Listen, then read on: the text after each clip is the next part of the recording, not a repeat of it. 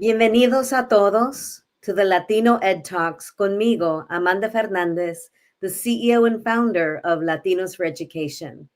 Today, we are hosting a very important conversation today to understand the impacts of the changes at the U.S. Department of Education, and importantly, the impacts of those changes on our K-12 and higher ed systems. And joining me today, I have an amazing panel that will represent both the U.S. Department of Education as well as K-12 and higher education, and specifically our community college system. And in this discussion today, we'll talk about understanding the role of the Department of Education, how states work with the Department of Education, assessing those changes and the impacts, and how states can step up or how they will contend with the impacts of these changes. Joining me today, and I'll have each of them introduce themselves, Loredana Valtierra, Roxanne Garza, Angelica Infante-Green, and Joe Garcia. If you each could just introduce yourselves again and say a little bit about what you do in your role and anything else you want to say before we get started.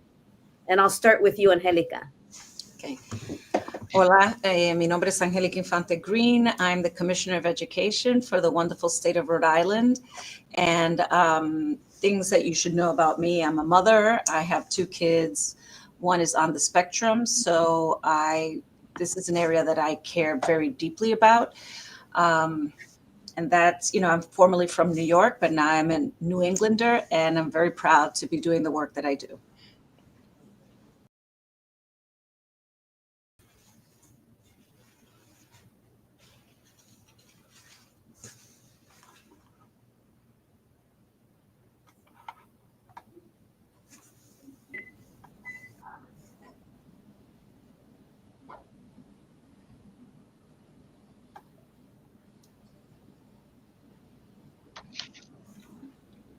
Joe, would you like to introduce yourself? It looks like we're having a little bit of...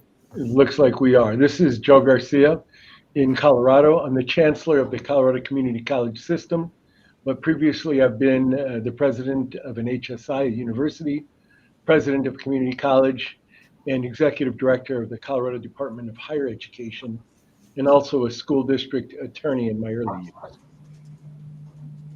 Thank you, Joe, and welcome. Loredana.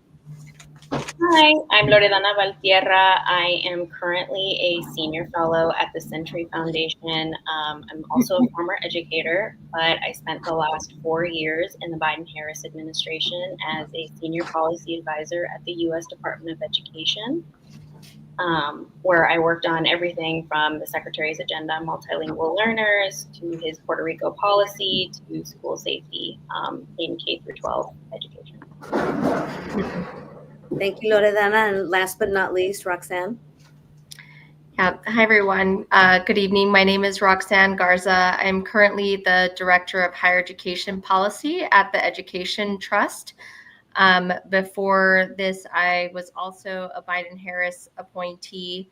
I served as the Chief of Staff in the Office of Postsecary Education, working on all things higher education, supporting institutions, but also working across on other issues in terms of students transitioning from secondary to post-secondary education.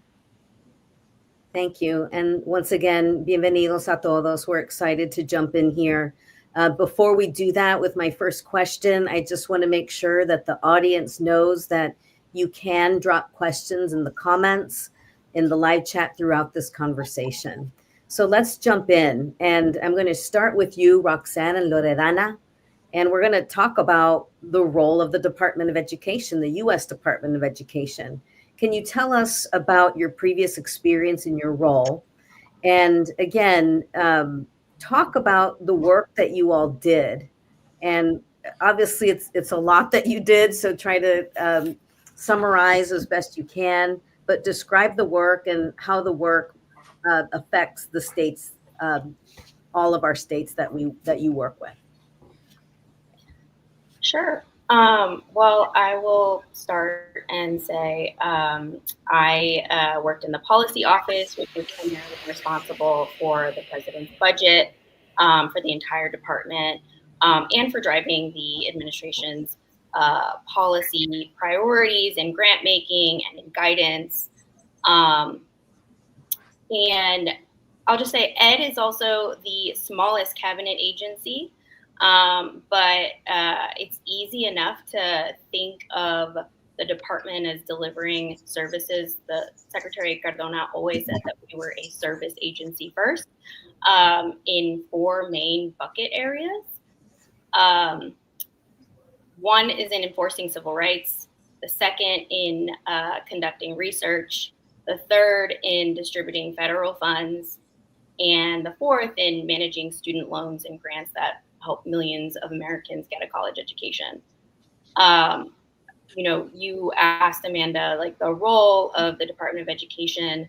The department does not dictate school curriculum when it's taught or when. It doesn't license teachers or administrators. It doesn't set learning standards. It's not even responsible for the school lunch program. That's the Department of Agriculture. And the remainder of what I said is done by states and localities. But really for us, in some of those like wider categories I mentioned, you want to think of the Department of Education primarily for its critical role in delivering civil rights enforcement in education. You have to remember that Brown versus Board of Education and the civil rights movement that pushed for equal rights from the federal government existed because states and localities resisted providing that on their own or consistently at one time in history. Ed also oversees the funds that it doles out to the states. It makes sure that those funds are consistent with federal law.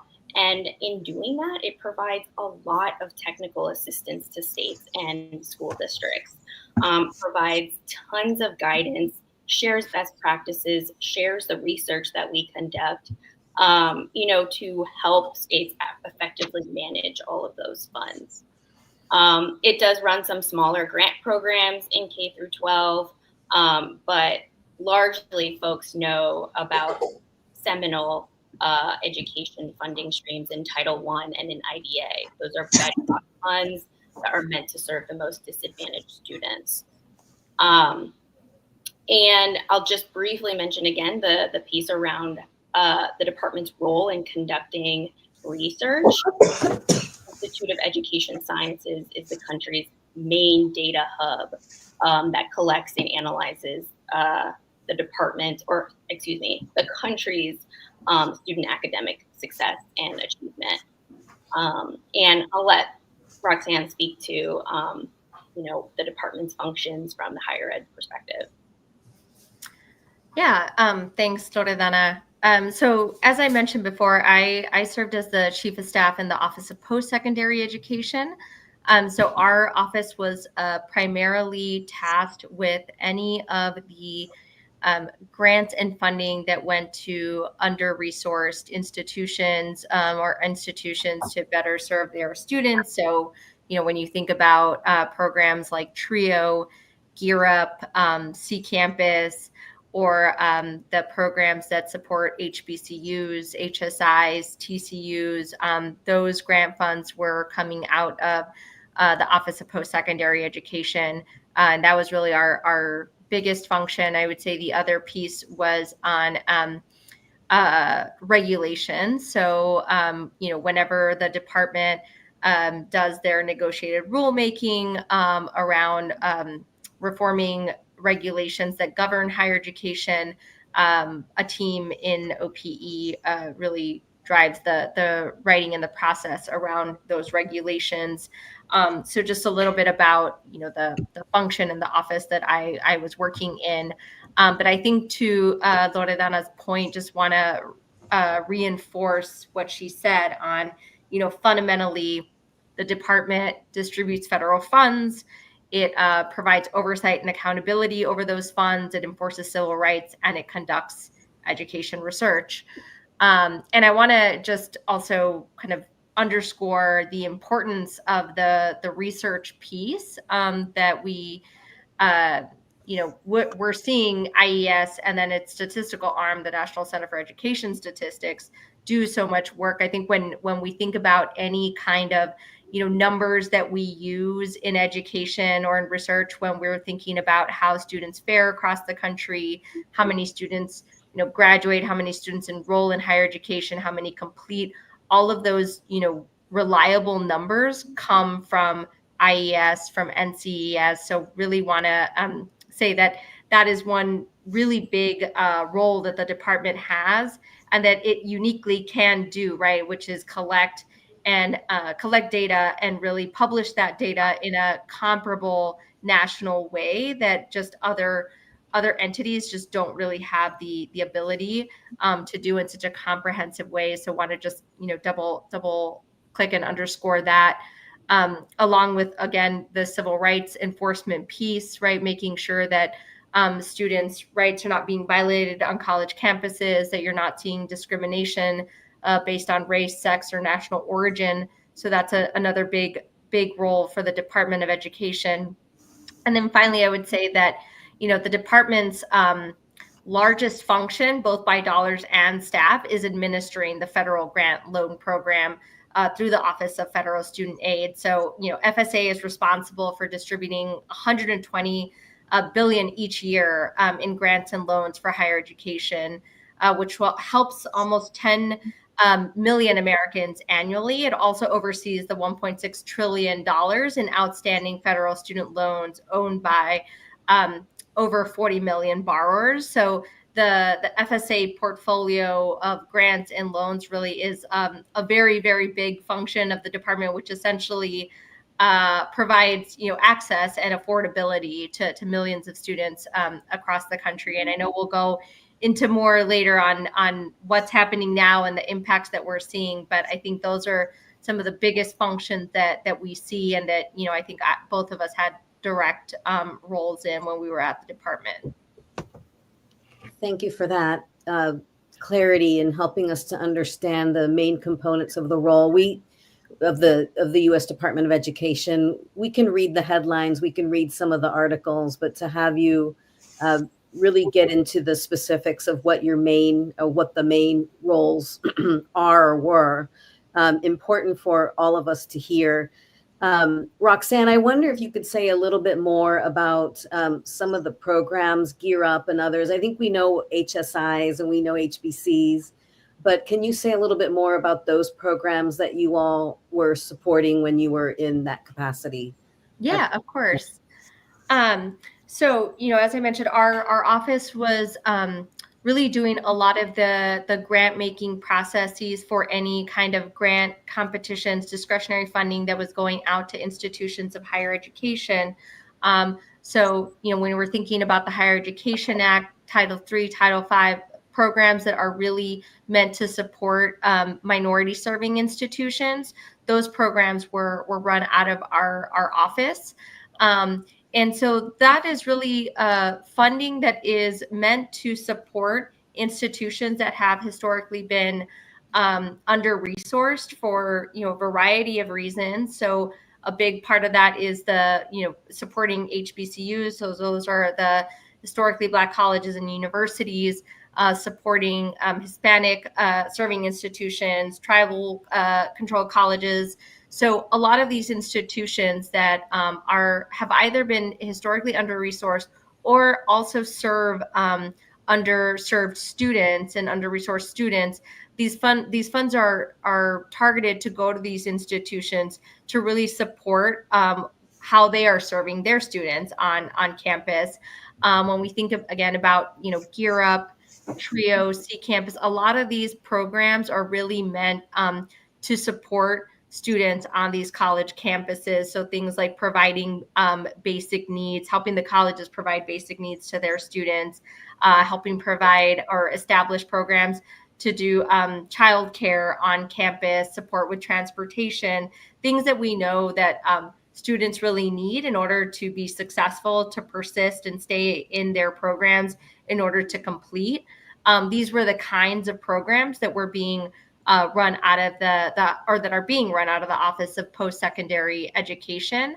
Again, so funds that are really meant to flow through the institution to ultimately support the students that are on their campuses.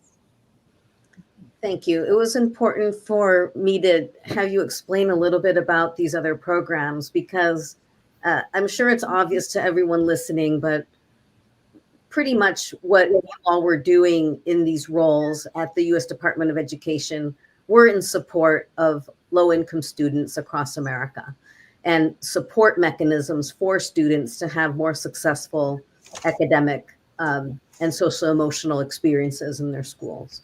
And higher education. So I just wanted to name it, even though I think we all know. And I'm going to now transition to Angelica and Joe to talk a little bit about your roles, how you've worked with the U.S. Department of Education. And Angelica, I'm going to start with you to talk a little bit more about your role and your interaction with the federal government and, how you're seeing what the impact will be on the day-to-day operations at the state level. Yeah, so I want to draw a little bit of the distinction so that you know a little bit of the difference of what we do at state ed. And part of our responsibility, or my responsibility, is policy implementation, making sure that that rolls out, that we're setting the right direction for improving public education, including when it talks about curriculum, even though curriculum is at a local level. But what we do is sort of set the standard for what we think is the best education curriculum available and how we're going to move that forward. Part of our role is also certifying teachers, but accountability is really important. And I think that that's a part that for me is going to be different now, because we do depend on the federal government for accountability. Because at the state level, we have obviously the local communities to work with, but also we have our own politics and things that we have to maneuver that may not be always the same interests that we have. So I think that's what's challenging about that. But part of what we do is also really ensuring equity and access for our students, making sure that we have current state standards that meet the research, right? So the work that the department was doing on research and what's driving that direction, that's really important for us. So accountability, I just want to go back to that because that really, we worked hand in hand with the federal government on that. And they sort of held us accountable and held us to task as we hold the districts and the schools to task. So, and we worked very collaboratively to get to the place that we needed to see improvement and what are the things that we needed to do. And that was hard sometimes, but extremely needed. And it kept us all on the same page. So, as I think about the changes that are happening now, which I will say, we don't know what the changes are, right? I think that's part of the challenge that we have, is that there's so much ambiguity as we're moving forward. But I think there is an impact for us at the state level, even though we hear from the administration, a lot of this is done at the state level. Yes, it is correct. But if our dollars are being tied to decisions, then it does have an impact on how we move forward. I know that we weren't going to talk about that, but it's hard not to talk about it in the context of where we are today. But it is hard for someone in a role like mine to be in opposition with things that we all believe to be true. And different states have different ideas about what that looks like. And that's okay, because it does come down to the state level. But when dollars are tied to it and you're sort of being pushed in one direction or another, that is very challenging, because we do make those decisions at the state level. We do, most of our budgets, percentage of our budgets come from the federal government, and we interweave those dollars to really get our agenda done, which is obviously providing a high quality education for our students. But I think that innovation is part of what we are charged to do, and we did that with the federal government. I have to say that we talked about CTE in very different ways. The last administration talked about that in ways that we had not in the past. And I think that's part of our role at state levels, is really driving that innovation in partnership, because nothing can get done in silence. And I have to reiterate that, because when you're at a state level, you have so many competing priorities. You know, you have somebody that wants this done, somebody else that wants that done. And it is, you know, we were pretty clear on what OCR was asking about us, DOJ, like all those things were pretty clear for us and really helped drive how we moved in our space, or how we moved, because we don't know what that's going to look like. So that's how I see this challenge, and I guess we'll know more as time moves on.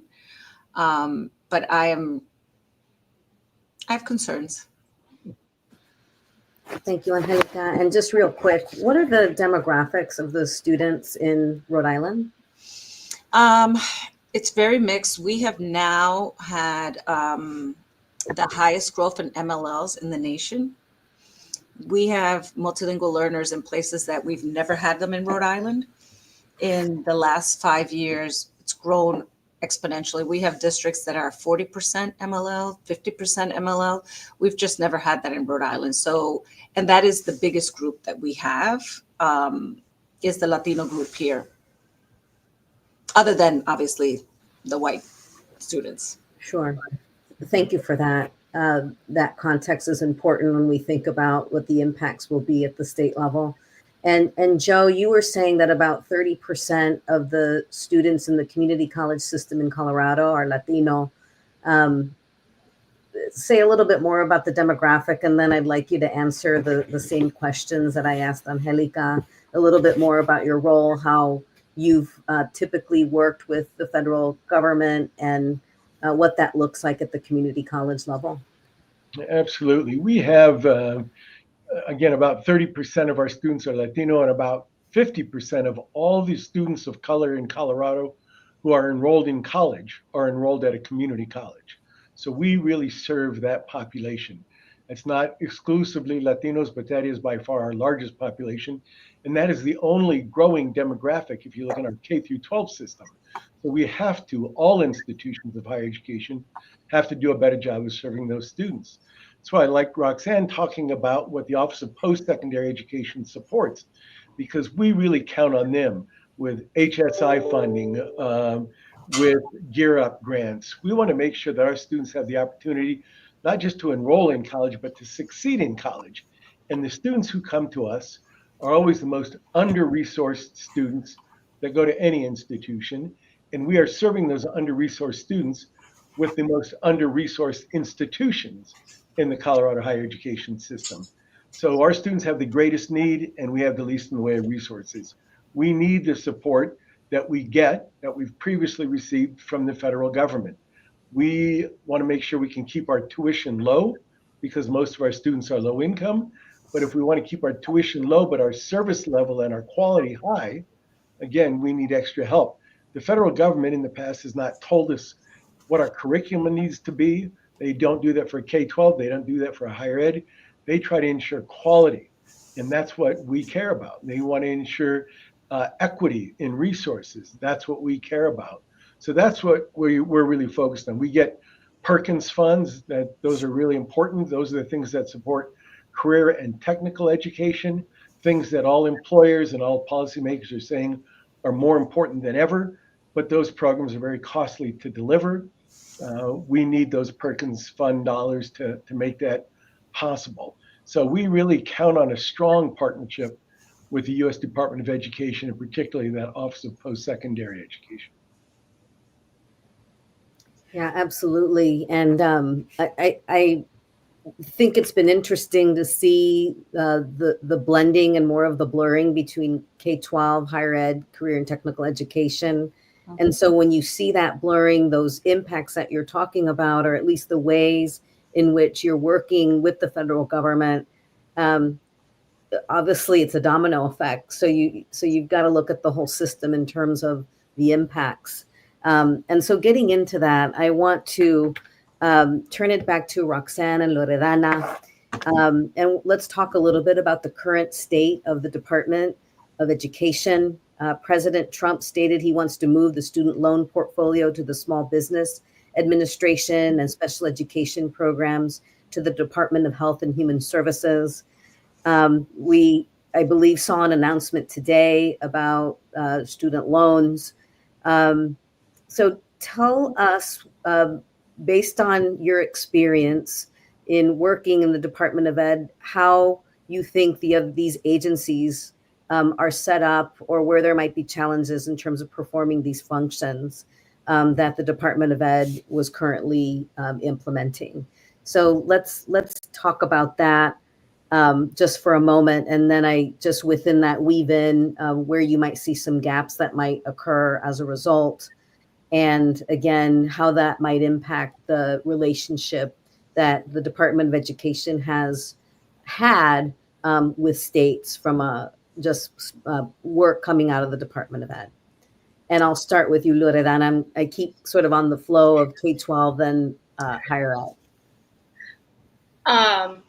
Yeah, sure. Well, I guess just to start and give everyone on the call like a primer, you're right, Amanda, a lot has been coming out about the Department of Education. It's been a fire hose to drink from. And so it's hard to kind of keep track of like what is truth and what isn't. And so just wanted to at least lay the foundation that the executive order that the president has signed directing closure of the department is not law. And, you know, that requires an act of Congress. However, he can do what he is already in the process of doing, which is dismantling the department via mass firings. You know, although they can't close it themselves, they can start to begin taking a wrecking ball to it. And that is absolutely impacting the functions of the department already and how it will work with states in the future. So, for example, I mentioned earlier the critical role of enforcing civil rights. 7 out of the 12 regional offices were closed by this administration, completely eliminated. And so the Office for Civil Rights, you know, they take on caseloads, questions of discrimination from school districts, for students, for teachers. That office was already significantly understaffed. And so to cut it in half, that's going to result in, we've heard from some offices telling their attorneys that they will now be having 200 cases per attorney for caseloads. That is unconscionable. So you will necessarily be seeing a slowdown in Ed's response to be able to get back to these cases, right? Folks who are actually sending in their complaints of discrimination may see them haphazardly closed very early in the name of moving efficiently. Under the first administration, that's what they often did. They closed cases without really giving them meaningful review. And that will be bad, right, for the impact of every day. And so fewer cases being resolved is not going to help anyone be better in their schooling. And then I thought significantly the Office for English Language Acquisition was completely eliminated at the Department of Education. That office is responsible, or was responsible, for Title III, which is all about funding, helping English learners access education and being able to learn English and keep up with their monolingual peers in terms of academic achievement.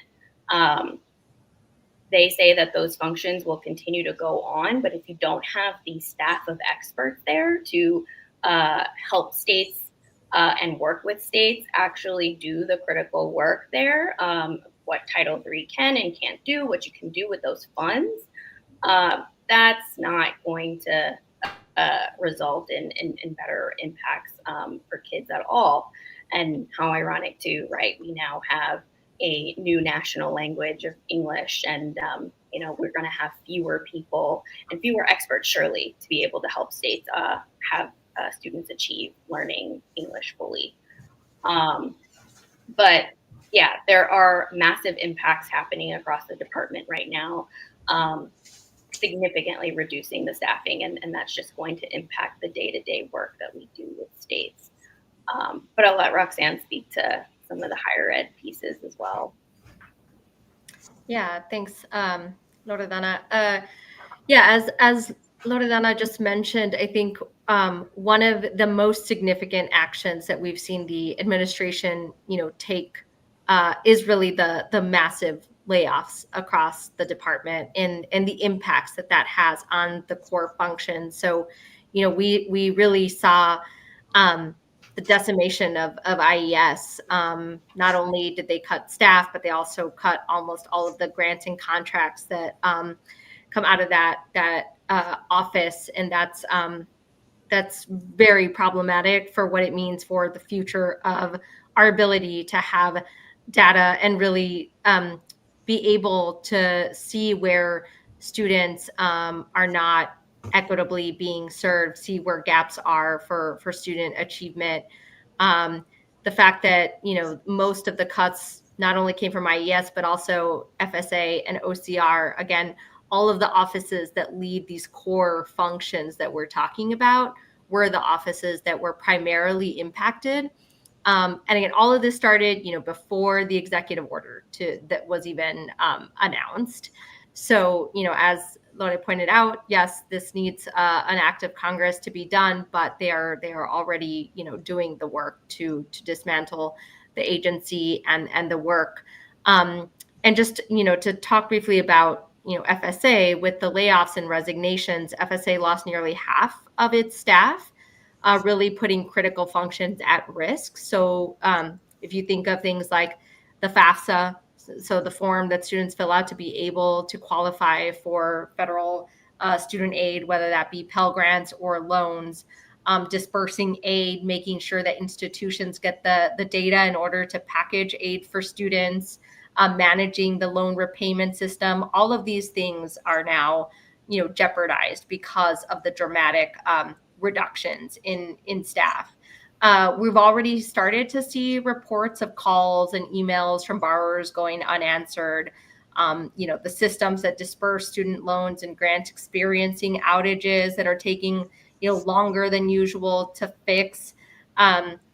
The cuts to the staff also appear to have eliminated a group that oversees the student loan service or performance, including monitoring calls, requiring fixes when problems arise, such as incorrectly billing borrowers. This is something that happens, and borrowers normally, call or email the department and get in touch to try and fix these issues. I think what we're hearing a lot about now is that borrowers call or email, they're on hold for hours, they're not getting responses. So again, just kind of creating a lot of unnecessary chaos when there is already a lot of uncertainty around what student borrowers are expecting with the different repayment system updates. And so, I think we're also hearing that colleges and university aid officers are experiencing some disruptions with being able to access the information that they need to package aid. So all of these things, I think, were things that we were anticipating, unfortunately, because of the massive layoffs. And, as Loredana said at the beginning, ED is primarily, a service agency, right? They're there to provide a service to students, to colleges. And without, with such a lack of staff, they may not be able to provide that service that, students and institutions have historically been accustomed to. And I will just briefly say in the realm of OCR, I think we've also seen a big shift on enforcement and what they're enforcing. So, when we think back to a February memo that came from the Department of Education directed to schools and colleges to really eliminate race from any decision-making around hiring, admissions, financial aid, student life, dozens of universities have since come under investigation by the Trump administration for whether it's having DEI programs or not addressing anti-Semitism. You've really seen kind of an all-out war on higher education.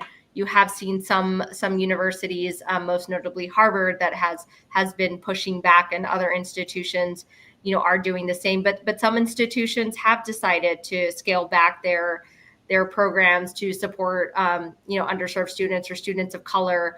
Because they don't want to be a target. They don't want to lose the federal funding that they need. So I think, that is another area where we've seen the Trump administration and this Department of Education really have an impact on schools and campuses across the country already. Thank you both for that comprehensive overview. Commissioner, can you speak to, again, kind of downstream? I think there's the easy one on Title III, right? You just finished saying that the state of Rhode Island has significantly increased the number of multilingual learners. Maybe you could start there, but I know we don't know exactly everything that's going to happen, but when you're sitting there in your office and you're in your team meetings and you're thinking about, wait, what might happen, and what are these disruptions going to do? What are these gaps in services going to do to our ability to serve students? Yeah, so there's a lot of concern, because I will start even a little further back. We all have, not just in Rhode Island, in the nation and actually worldwide, have this big attendance campaign, right? We're working really hard on that. And this instability and the EOs that are coming out are creating some chaos on the ground, because there's a lack of communication of what these things actually mean. And I think that is challenging for us as state leaders, because we're in a position that we're put up against the wall in a state like mine, where we depend on federal dollars. That is really essential for us to be able to do our work. And it's worrisome that we're making decisions where do we want to have a target on our back? What does it mean for the community? What doesn't it mean for the community? I will tell you, on the ICE and the immigration, I didn't want a target on Rhode Island's back, because that's about families and what's going to happen on the ground. But obviously, we were in support of our families and community, and we said what we had to say. But I think that it is really important for us to use our voice and be very clear about the things that might go away. And it's very hard to, because we'd be speculating about certain things. But I worry, just from the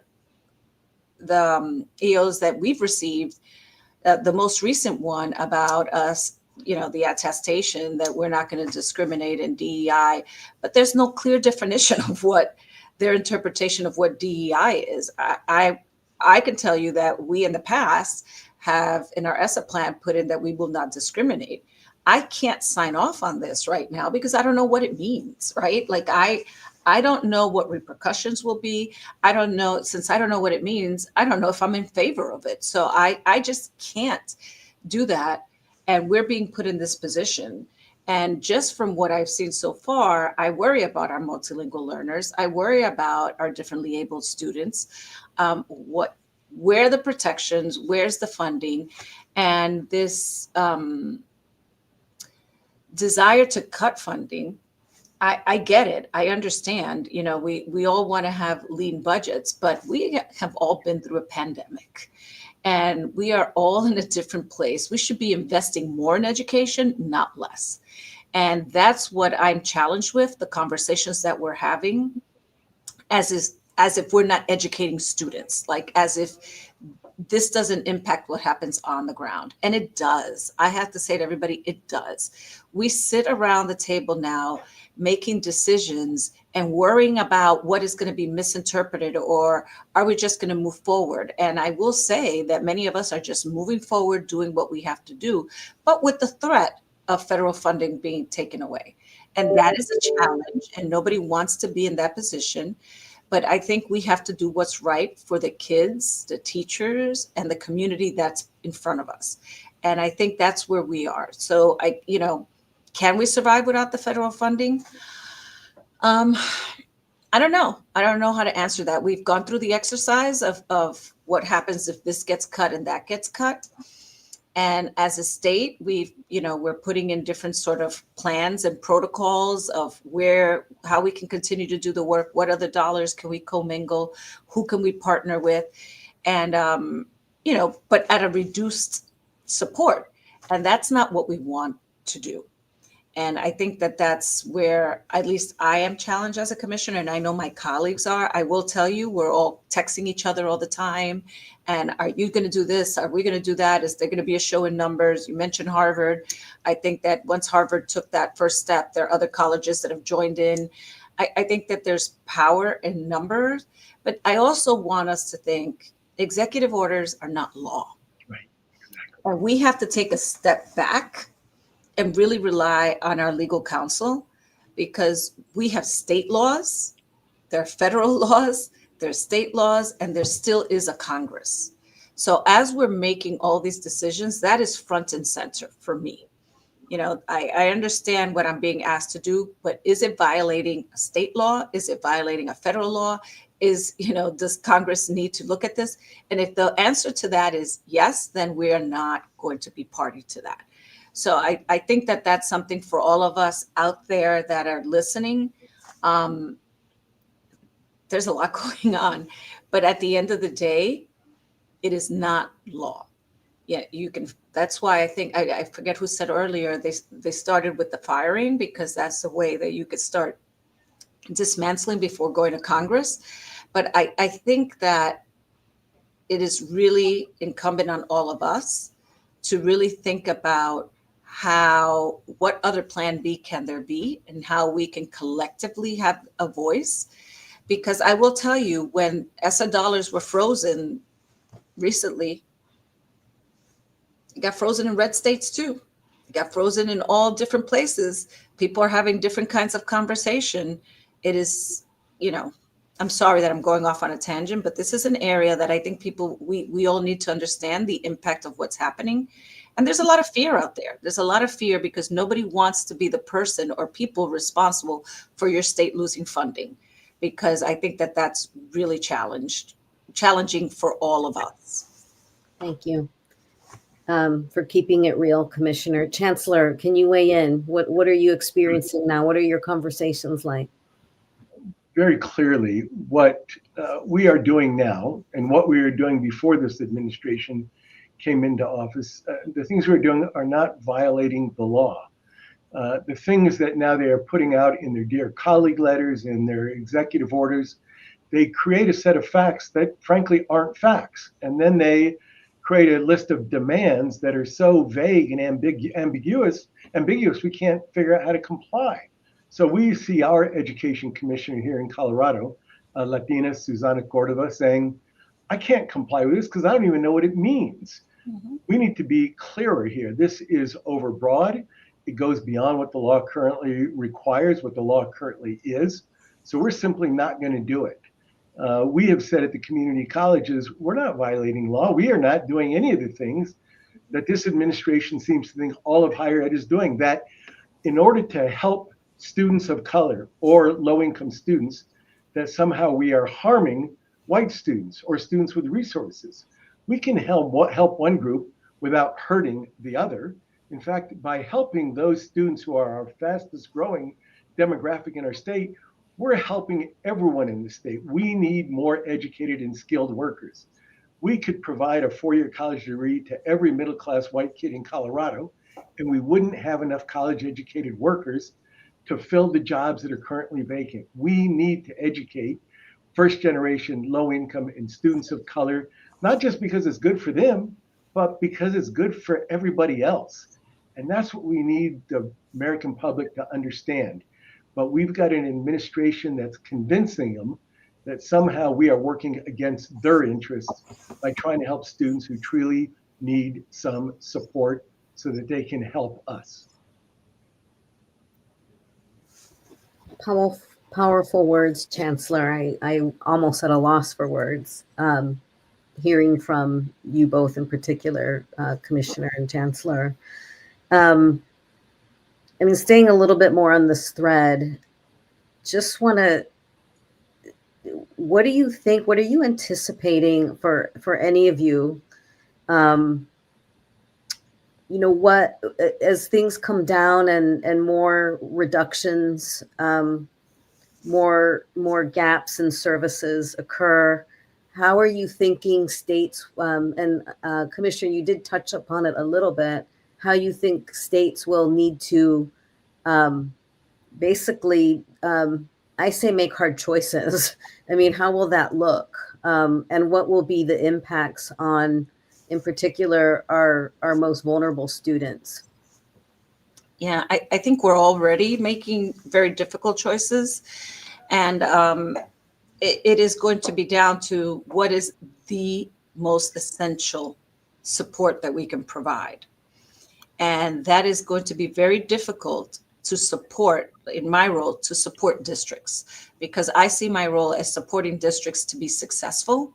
And how do you do that? Because also part of my role is to allocate funding, right? That comes from the state level, federal funding in a way that's appropriate, that we can also follow dollars that belong to certain communities and certain set of students. And I think that we are all having that conversation. We've already sat down and be like, all right, if this goes away, what do we do here? And if this is not happening, you know, school lunches, we were denied a grant that, you know, we wanted farm to table, you know, and it is not to say, because this is not about one administration or the other, because I want to be clear, every administration has things that they can work on. We all have things that we can work on. It's really about, our worry is what happens when we stop seeing the students, right? We start seeing this as a numbers game and as a paper exercise. Behind every decision, there are students and communities that need that extra support. You know, it is almost thought like across the board, it's all it has to be the same, but it can't be. It just can't be, right? And we're worried about using the word equity. Well, I'm not worried about it, but I think that there's it's frowned upon. But there's something to be said about how we allocate funding that really speaks to our priorities and what we believe is important. And I think that we are going to be pushed to a place that we're not going to be able to do that well, because we're going to be doing the bare minimum. And that is my concern. I worry our multilingual learners need more support. Our differently able students need more support. You know, we believe in diversity. We believe in equity. And those things mean exactly what we heard before. You know, so you get a student that needs extra support, we give it to them because it's good for our state. It's good for our country. And I think that we're being pressed, because I will tell you, every time we keep going back and we sit and we have very difficult conversations at a table that my staff, they're blue and red, right? Like it is across the board. But how do we look at children? This is not about party. This is about, how do we elevate our voices? How do we do these really difficult exercises of figuring out what we can live without and what the districts are going to be cut and how they're going to be cut? And I think that that is a place that we need to start speaking up as a collective voice, because this impacts everyone. I don't care what party you're a part of. It is very difficult for all of us to start thinking about, okay, well, maybe we won't provide lunches, or maybe we won't provide breakfast, or maybe we won't, you know, like, there's no good choice here, right? We don't have extra dollars. That's not what our system is made up of. So, I mean, we're in this place. I know that I'm preaching to the choir, so I am going to not talk anymore. Anyone else want to weigh in, Chancellor? Roxanne, Loredana. We know that what we do is important. And what is most frustrating is that education itself is under assault, that we have an administration that seems to think universities, colleges, K-12 systems are the enemy because they educate students and help them develop open minds and critical thinking skills. And apparently those things are considered dangerous right now. We know they're fundamental, they're critical. We need to have people with those kind of thinking skills in order to have a strong nation. And I think the approach right now to make universities the enemy is just about the worst thing you can do if you want to build a strong democracy. Yeah. I would say that, I hear that difficult decisions need to be made at state and local levels. And my heart goes out to the Chancellor and the Commissioner for feeling like they are in these difficult positions. And the thing that, we often aren't talking about is that, like, you shouldn't have to be in these positions. We are one of the most decentralized education systems in the world. When we talk about comparing ourselves to other countries who are doing much better, it's because they have very centralized education systems. But states have a tremendous amount of power, and they need to remember that, right? States and localities have to remember they are the ones calling the shots here. We aren't designed for federal power to come in and tell you, yes, you can do this, and no, you can't do that, right? Like, this is really like a moment to step up and speak out so that we don't go back in time to times of silence and, where students don't feel seen at school and they don't feel safe, they don't feel supported, they don't feel like they can speak their home languages. We don't want to go back to those places. And so I would say that, like, fear and, what the Chancellor mentioned earlier around overbroad language and ambiguity, that's all intentional. It's purposeful to instill fear. And if the children are seeing fear from the adults, they're going to internalize that, take that home and think, okay, like, I am not worthy of, being in the space as myself. Or they're going to learn that lesson and say, like, I got to fall in line, right? When the oppressor is, like, asking us to do certain things. And so, it's just, I would challenge states and localities to do everything they can to, assert themselves in what's rightfully theirs. Yeah, and I'll just add really quickly to that. I also appreciated the, again, the comments on their strength in numbers, right? I often, you do need, maybe one institution or a few institutions to kind of stand up and do something. But I really hope, as Loredana mentioned, that there is more collective action from institutions, from communities, to really push our institutions to stand up to what is happening right now, because, as Loredana mentioned, there is a lot of power in the institutions of higher education across the country, in the states, and everything that you do for your communities, for the families that you are serving. So I really do hope that we see more of that, because so much of what this administration is doing is not abiding by the law. So I do think, you have that on your side. And we don't want to, as Loredana mentioned, go to a place where we are out of fear complying with things that you don't necessarily even, may not even need to comply with. That's what I worry about, is anticipatory compliance by so many of our institutions that don't want to get on the wrong side of this administration, don't want to risk losing funding. So they're voluntarily doing things that they're not required to do by the law, by the executive order, by the Dear Colleague letters. Right. It's just we don't want to take that chance. I think that's one of the things we have to be most fearful about. Yeah, and I totally agree with that. But I think that, there's an attack on democracy right now that if we don't stand up, we're going to wake up and it's not going to be there. And I think that's the challenge that we're facing, is how do you do that with the fear of losing dollars? Will it matter? Will it not matter? These are what's happening every day. But what we're clear on is that we can't comply with something that just does not make sense. And you're right, the states do have a lot of power. But I say to everyone that's listening to us, there's an attack on our democracy. There's also an attack on immigrants. There's an attack on the things that we believe.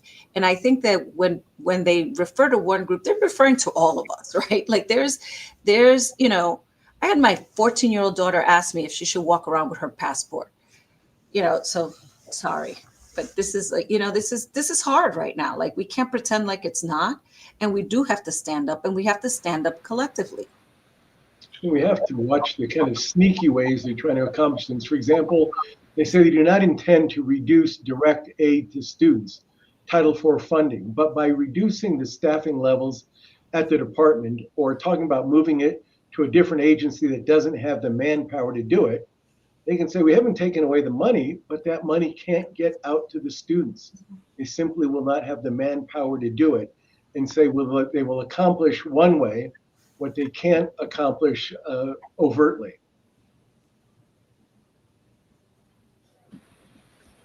I think you all answered one of the questions in the chat, which was for you in particular, Commissioner, but I think this is for all of us to ponder and consider this question of balancing being brave for students and families versus being politically smart in this challenging moment. Is how do you show up as leaders right now, as the faces to the community and what you're navigating?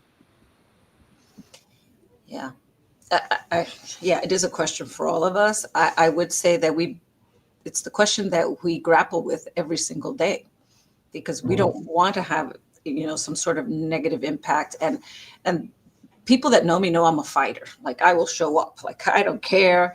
But, I have to pick and choose my battles, right? Because when it has a direct impact, that's a problem, right? Like when we were talking about undocumented families, we went out, right? And we supported them, but I'm not undocumented. I don't, I'm not going to risk those families. Like being politically savvy is really important right now. And it is hard, I have to tell you guys. It is very difficult to make these decisions. And also, we have the law. The law is still on our side. That's right. And every time that I respond, here's the law, 1, 2, 3. This is why we're not doing it. I'm not deciding in the morning that I'm going to get up and do something differently. But this is the law. You may not be compliant by it, but I am. And here's why. And that has been important for all of us as we move forward. It's not easy, guys. It's not easy. And thank you. Go ahead, Chancellor. Especially if we lose faith in our court system. I always, as a lawyer myself, always thought we can rely on the courts. Now I'm not so sure. Or even when we rely on the courts and the courts rule appropriately and follow the law, we don't know that the executive is going to comply. So the checks and balances we've all assumed have been there our entire lives are being whittled away very quickly. And on that note, we are at the top of the hour, as we knew this conversation would go very quickly. I can't thank all of you enough for your candor.